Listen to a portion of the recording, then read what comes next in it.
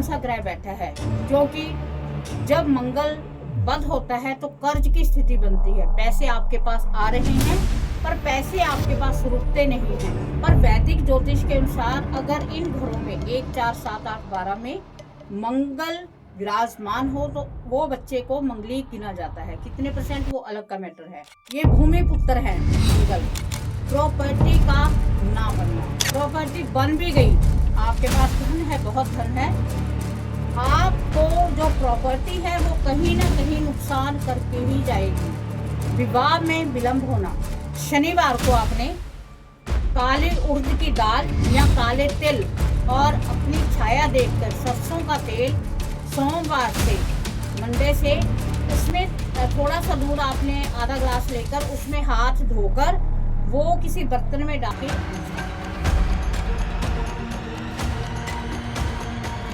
जय माता दी। हम सभी को पता है कि हमारे जीवन में जो हमारी कुंडली है उसका बड़ा महत्व है। जो मानता है उसके लिए, जो नहीं मानता तो कोई बात नहीं है ना। उस कुंडली में हमारे 9 ग्रह हैं और 12 घर हैं कुंडली में। 12 घरों में अलग अलग ग्रह बैठे हैं। लगन में लगन कुंडली होती है, चंद्र कुंडली होती है। कौन से घर में कौन सा ग्रह बैठा है ये बहुत हमारे लिए, हमारे जीवन के लिए, हमारा स्वभाव, हमारी जिंदगी का जो भी हम कहते हैं कि हमारे साथ कुछ अच्छा हो रहा है, धन का बहुत आगमन हो रहा है, धन हमारे पास कम आ रहा है, या हमारे को गुस्सा बहुत आ रहा है, या हम मानसिक तनाव में गुजर रहे हैं, या हमारे भाई बहनों के साथ बहुत अच्छे संबंध हैं, या हमारे भाई बहनों के साथ अच्छे संबंध नहीं है। जब से इस बच्चे का जन्म हुआ है तब से ऐसे लगता है कि जैसे जो ननिहाल है वहां पर कोई ना कोई समस्या आ गई है। जब से इस बच्चे का जन्म हुआ है तब से जो उसका दादे का घर था या उसके नाना का घर था वो बहुत धनवान हो गया है। जो पिता एक एक पैसे के लिए मजबूर था, जब से उस बच्चे का घर में आगमन हुआ है तब से वो आज करोड़पति बन गया है। तो ऐसा हमारे जीवन में होता है और हमारी ये बातें भी होती हैं और ये सच्चाई भी है। हमारा जो ज्योतिष का विज्ञान है बहुत इसका विराट रूप है। अगर हम कहें कि हम इस ज्योतिष में निपुण हो गए हैं तो ये निपुणता कभी भी नहीं हो सकती, क्योंकि निपुणता असंभव है। बड़ा जो ज्ञान होता है वो जितना आप सीखते जाओगे उतने गहरे आप उसमें जाते जाओगे। जब बच्चे का जन्म होता है या हमारा जन्म हुआ उसी वक्त हम किस नक्षत्र में पैदा हुए, हमारा जो लगन का जो ग्रह है, जो जिस नक्षत्र में हम पैदा हुए, जिस समय में हम पैदा हुए, उस समय ग्रहों की स्थिति क्या थी, ये हमारे जीवन में बहुत काउंट करती है। और आप देखो कि हमारे जो हम कह सकते हैं कि हमारे संत थे, ऋषि थे, मुनि थे, उन्होंने सारे का सारा जो गोचर था वो निकाल दिया था कि अगर पहले भाव में ये है उनका स्वामी ये होगा। जो चंद्र की राशि है, जो जिस में चंद्र बैठा है वही बच्चे की राशि होगी और उस बच्चे का कैसा स्वभाव होगा। आप देखो, अगर कुंडलियों का आप मिलान करोगे तो हूबहू आपकी वही चीजें निकल आएंगी जो उस बच्चे का आपको दिख रहा है। आप इतने बड़े हो गए हो, आप कोई 40 साल का है, कोई 50 साल का है, कोई 30 साल का है। आप अपनी डेट ऑफ बर्थ और समय से अपनी कुंडली निकाले, आपका सारे का सारा जीवन का विवरण उसमें आ जाएगा कि आपके आने वाले साल कैसे हैं, आपका स्वभाव कैसा है, आपके जो मित्र हैं वो कैसे आपके साथ रहेंगे, आपको गुस्सा कितना का आता है या आप ज्यादा सोचते हो, आप कितने का पॉजिटिव हो, आप कितने के नेगेटिव हो, आपकी शादीशुदा जो जिंदगी है वो कैसे चलेगी, ये सारा कुछ हमारी कुंडली में आ जाता है। किस चीज से हमें पता चलता है? जो कुंडली के 12 घर हैं उनमें अलग अलग जो विराजमान हैं जो ग्रह विराजमान है उसी की वो स्थिति से हमें पता चलता है कि इस बच्चे का फ्यूचर, इसका जो प्रेजेंट है वो कैसा है, जो पास्ट है वो कैसा होगा, चला गया जो वो पास्ट कैसा था, या फ्यूचर कैसा आगे आने वाला है।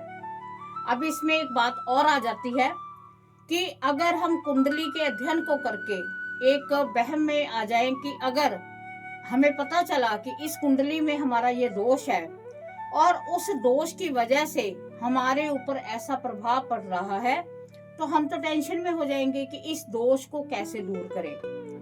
तो क्या ये संभव है कि हम दोषों के सहारे होकर फिर हम अपनी पूरी जिंदगी इस टेंशन में गुजार दे कि ये दोष मेरे को है, ये सही नहीं होगा, इस वजह से मेरा स्वभाव है या मेरा जो व्यवहार है या मेरा कुछ जीवन की दिनचर्या चल रही है वो इसीलिए परेशानी से चल रही है। शुक्र खराब हो गया, आपका शुक्र नीच में हो गया, उसको दुष्ट ग्रह देख रहे हैं, आपकी हस्बैंड वाइफ की लाइफ को आप लग रहा है कि आपकी दोनों की जो लाइफ है वो वैसी नहीं चलेगी।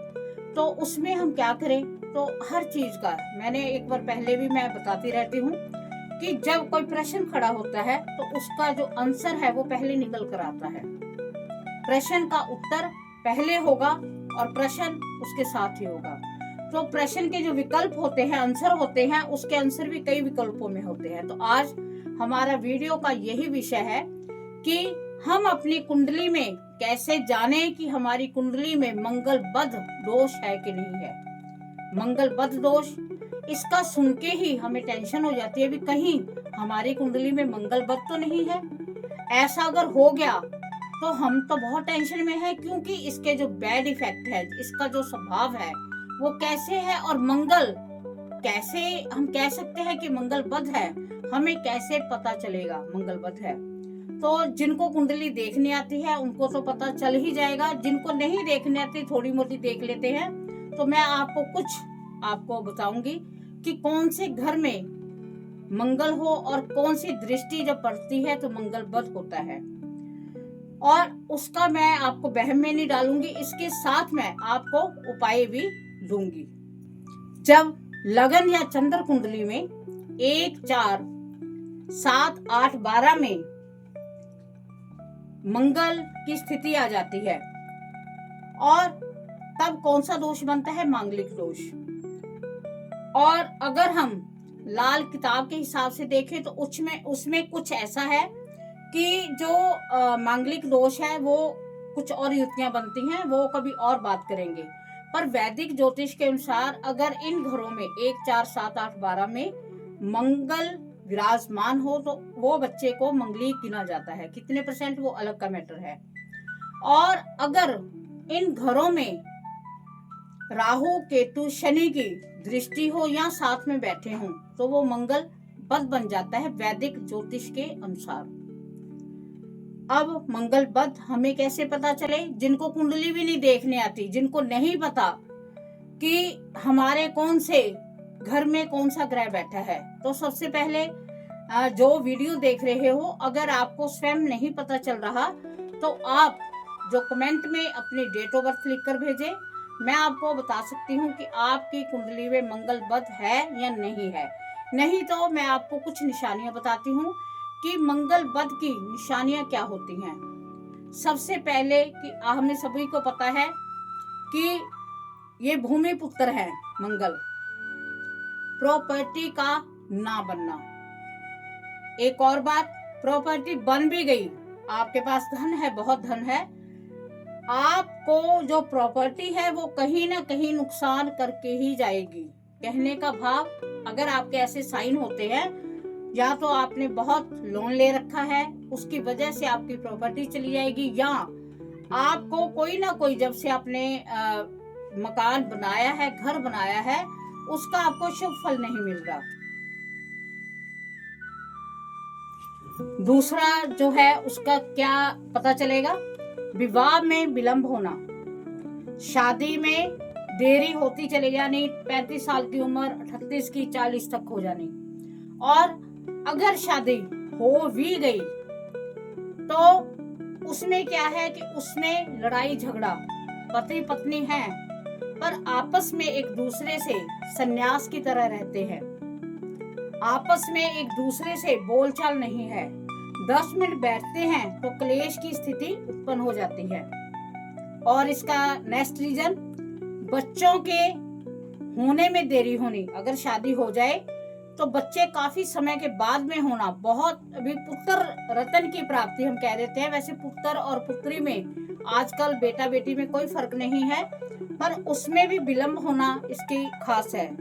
इसके अलावा आप जो भी कार्य करते हो, आपका जो भी कार्य है वो बहुत विलंब से होता है। एक ही कार्य को बार बार आप रिपीट कर रहे हो, पर आपको उसका उतना प्रभाव नहीं मिल रहा, आपको उतना फल नहीं मिल रहा जो आपको मिलना चाहिए। एक ही कार्य को आपको 2 से 3 बार करना पड़ता है, फिर जाके कहीं आपको कुछ रिजल्ट मिलता है।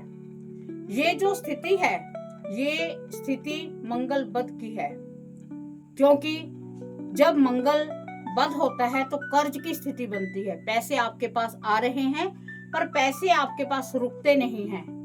पैसों की दिक्कत बहुत है, कर्ज बढ़ रहा है दिन ब दिन, इधर से लेकर उधर, इधर से लेकर उधर ऐसे ही चल रहा है, पर उतरने का नाम नहीं ले रहा।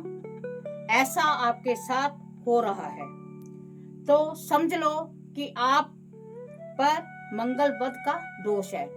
अब आ जाते हैं कि इसका निवारण कैसे किया जाए। मैंने पहले ही आपको कहा कि प्रश्न का आंसर पहले होता है। अगर मैं कहूं कि मंगल, अगर हमारे उपायों से भी जो मंगल है क्या वो उच्च का हो जाएगा, तो अगर हम लाल किताब के हिसाब से देखें तो हम नीच ग्रह को उच्च ग्रह बना सकते हैं अलग अलग स्थितियों में बिठाकर। और अगर मैं वैदिक ज्योतिष के हिसाब से कहूं, अगर हम नीच, जो हमें नीचता का फल दे रहा है ग्रह, उसी का अगर हम उपाय करते हैं तो वो हमें फल देने लग जाता है, वो हमें शुभ फल देता है। मतलब जैसे मैं आपको एक एग्जांपल बताती हूँ कि हमारा जो परिवार है, परिवार में बड़े अलग अलग टाइप के मीन, अपने जो सोच है उनके अलग अलग सोच के व्यक्ति होते हैं। अब उसमें हमारे पिताजी हमसे गुस्से हैं, तो उन्होंने हमें प्रॉपर्टी देनी थी, हमें हिस्सा भी देना था। उन्होंने हमारा पालन पोषण किया, वो ठीक है। उन्होंने हमारी शादी भी कर दी, वो भी वहां तक भी ठीक है।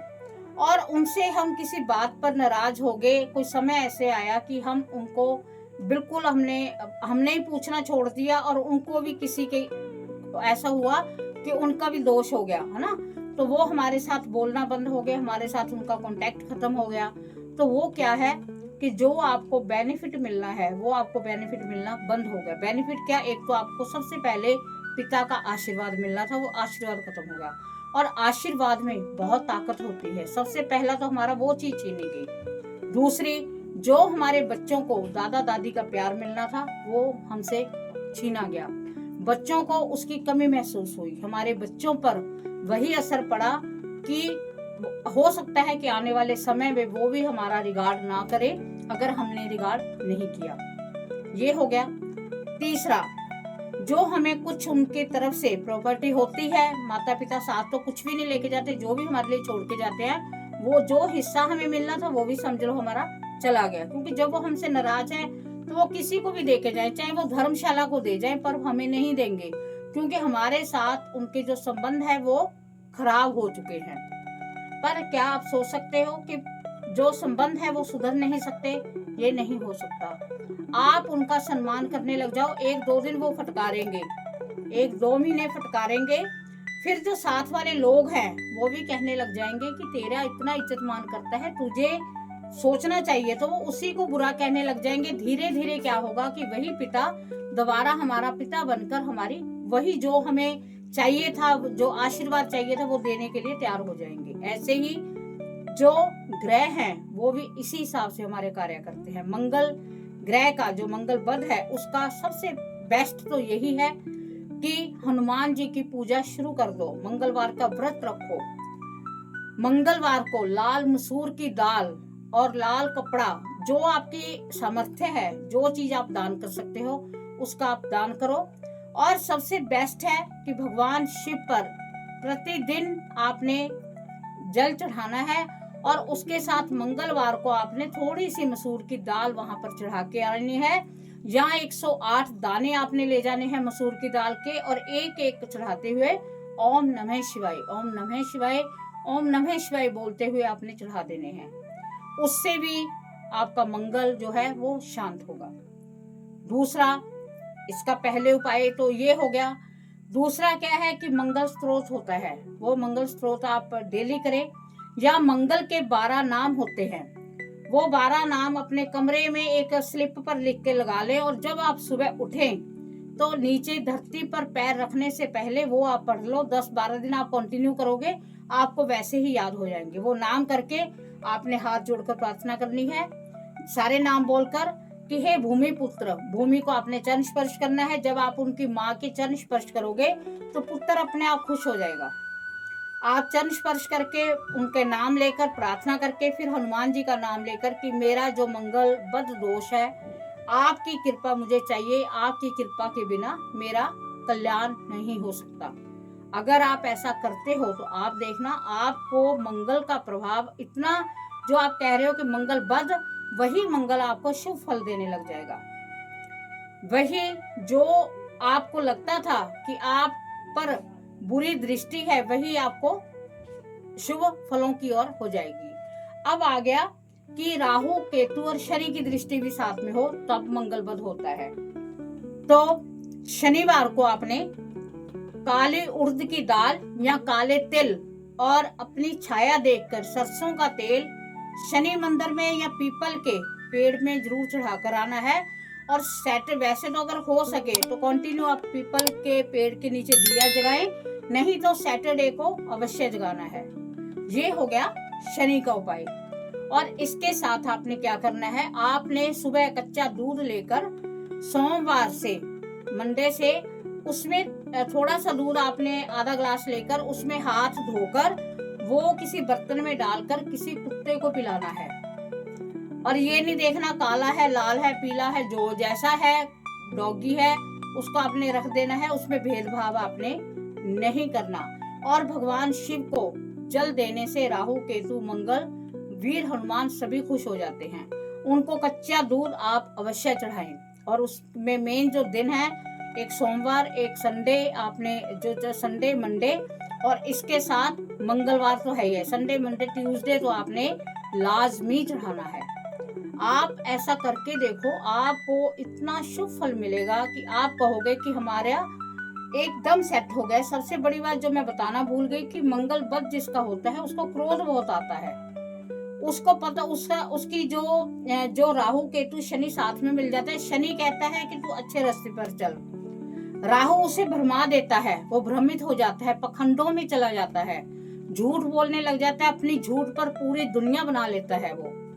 ठीक है, तो ऐसा हो जिसके साथ ऐसा होता है कि आप भरमाने में सफल हो गए हो, तो वो आपका कहीं ना कहीं राहु केतु शनि की जो दृष्टि है वो कहीं ना कहीं पड़ रही है। आप ये उपाय करो, आप देखना धीरे धीरे आपका सब कुछ सेट होने लग जाएगा। अब बात आ जाती है, कहीं पूछने लग जाते हैं जी कितने दिन करना है। देखो बहुत बड़ा दोष है, इसको आप कंटिन्यू करो। कंटिन्यू करोगे तो आपको बहुत फल देगा। 41 टाइम्स तो आपने करना ही करना है। और आपको 3 या 4 बार करने से आपको रिलैक्स महसूस होने लग जाएगा कि आप वाकई ही आपको इसका फर्क पड़ रहा है।